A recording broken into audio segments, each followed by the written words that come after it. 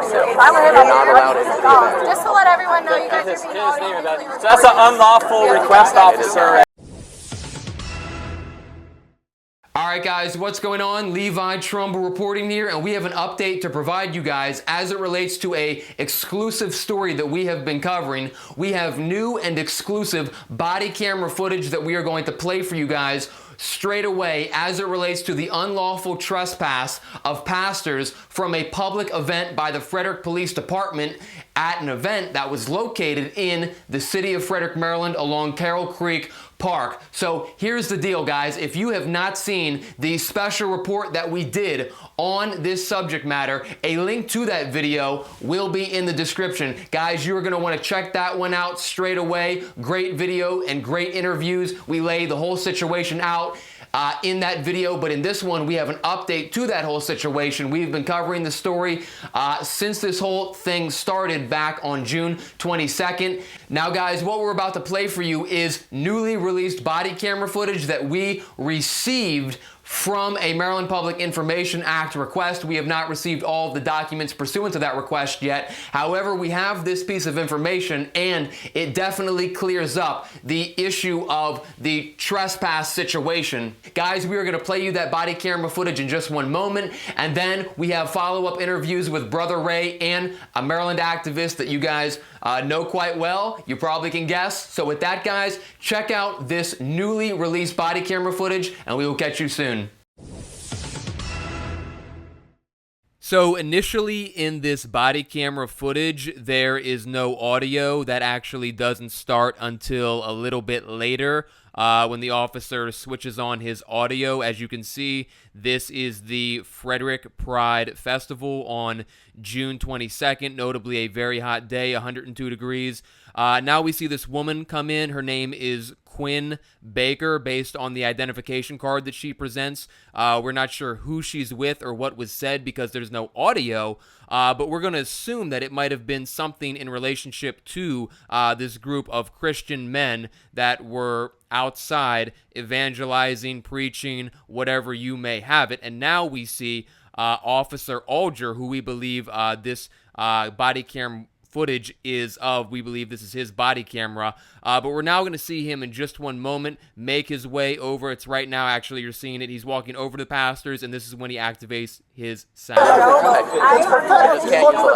makes sense. Hi, I have a message to you from God. The devil is using you. A woman that's showing her cleavage, I don't think has a message from God, okay? You're showing her. You need to go get a shirt on a little higher. Dude, you look sad. It's pathetic. Just quickly. A little higher. Just quickly. Ain't nothing wrong with this. He's not allowed into the Pride event. Okay. So once we pass this point, he's not allowed to discuss with you anymore. Okay. So he's just He's trying talking about to you. get people roused up. I understand. So I'm just letting you know the best thing to do is just disengage with him and just go back to doing the fun stuff that's going on in here. You guys are more than welcome to stay out here, but I'm just... Thank you. Is he allowed to record us? Because technically we're In public, he is. I just want to make sure. Good job, good job. So why are we not allowed in the event? Because it's a permitted event and protesters are not allowed into the permitted area. We're not protesting. You are protesting. We're disciples of Jesus Christ. That's fine. We're You can call proclaiming the yourself gospel. whatever you want, but to us, you're telling me you're really protesters, and that's just the way Is, that it is the Bible a banned book? I'm just letting you know Is that the you're Bible a protesters. banned I don't book? have to answer your questions about How the are you Bible. at I'm work? letting That's you know that you're a protester. What's your name and badge number? It's Sergeant Alger, Frederick City Police, ID 462. If I were him, You're not allowed into the event. Just to let everyone know, you guys are His being name and badge. audio. So that's an unlawful request, officer, and It's a permitted event. I You are not I allowed would into not it. try to. So once everybody is in there, I would not try to. we're You got body cams on? Okay, we're going to request those later if you're arrested. Sexuality lifestyle. You guys know how it works. All right, and now we have on the phone Maryland civil rights free speech activist Sean Porter. We interviewed him the last go-around when we also interviewed Brother Ray in our special report about this situation. We like to get his input on issues concerning civil rights because of the fact that he has been doing this for so long and has a wealth of experience and knowledge in these areas. So, Sean Porter, you've had an opportunity to review this new body camera footage, yes? Yeah, it's horrible. In watching this new body camera footage just released to me for the first time. Does anything about this situation change? No, it's just worse than I thought. I mean, this guy literally says protesters aren't allowed inside the Pride event. First off, it's a public park. Second off, it's a traditional public forum. Third off, it's a sidewalk. Fourth off, it's a thoroughfare or a roadway, because that's how you get from one side of town to the other along the Carroll Creek there. You can't trespass someone from a public sidewalk, from a public park, because they are a protester. That's subject to interpretation. That's that guy's opinion of the man. That cop is guilty of violating that man's civil rights. He told those people that they were not to talk to that man. They clearly had a chilling effect on his free speech under the color of law. He had a badge, that officer did, and he told those people not to have a free and fair discussion and exchange of ideas in a public park because the other guys weren't allowed to be there. So don't talk to them. Don't encourage them by talking to them. Treat them as if their opinions don't matter. So the government decided what free speech it liked, and they were the arbiters of free speech, and they decided that they were going to silence and or chill that preacher's free speech. Now, does the semantics make it different if they keep using the word protest? Does that mean anything to you? No. Does that make a difference? It means nothing. It's a person that has an opinion.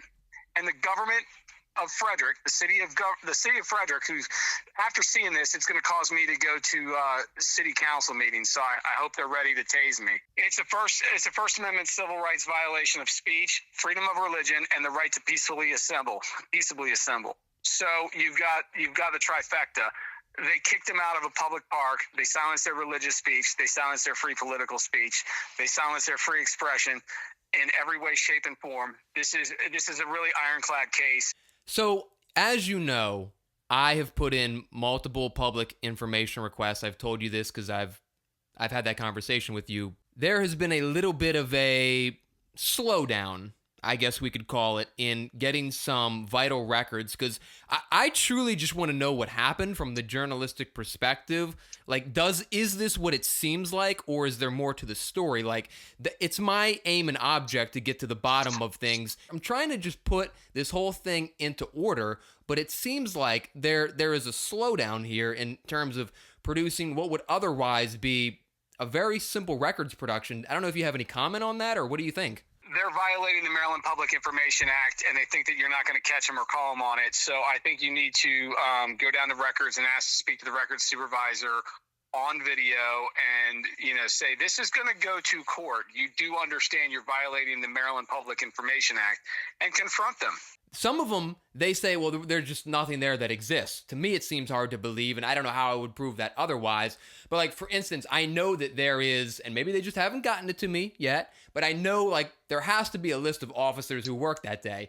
And I would assume, yeah, go ahead, please. There were multiple officers there that day. Yeah, right. Explain to them that you want all CAD sheets for that day for those officers. And you want the body camera for all four of the officers because they all had body cameras running, period.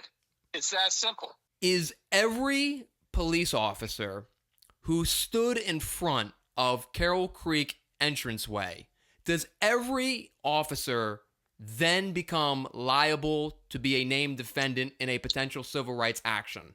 Not only them, their commanding officers do as well. If that Sergeant Alger got an order from Lieutenant fill in the blank or Captain fill in the blank, those people will be named as well. They will all be liable. In the end of the day, the risk pool or insurance is going to pay for all of this. But the thing is, those officers' names will show up under Google searches quite readily because they were involved in a federal lawsuit. When they're filling out applications, they are actually going to be asked if they were ever sued in federal court, and they'll have to answer that they were. This is a career injuring event. Just some of my initial thoughts. First thing, it's only a 2-minute or something, 2-minute video, and I don't know if that's the only thing that they released, but if they only released a small portion of a video like that, I say, where's the rest of the footage? Because we were there for hours on the outskirts of the premises. So yeah, my initial thoughts, just watching that clip is, of course, there was a lady that came up and showed him a picture, apparently with her name on it. I don't know what that was all about. So I'm not going to speculate, but if we could get some kind of detail on that. At this point, and I touched on this the last time that I interviewed you, but I'm just wondering, one of the things that you had mentioned to me was that you were considering going the route of taking legal action. Is there any update on that? And how serious were you in making that statement? Is that actually something that you were looking at this time? Is that something that you're actually considering pursuing? What's going on with that situation?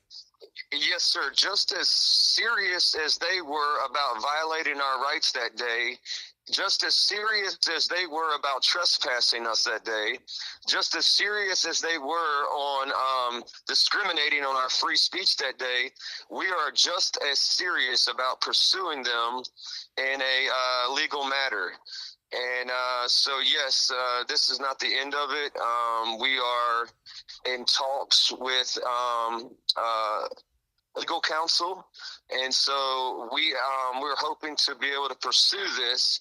And the voice of the Christian is just as important as anybody's voice, and in my opinion, it's the most important voice, is the people of God. But so yeah, we weren't there, telling anybody to they couldn't come across this line, or they couldn't do this, or they couldn't come across this line. That was what the officers chose to do that day. All right, guys, thanks for watching that video. We're going to keep up with the story as developments come. Levi Trumbull reporting, and we'll catch you soon.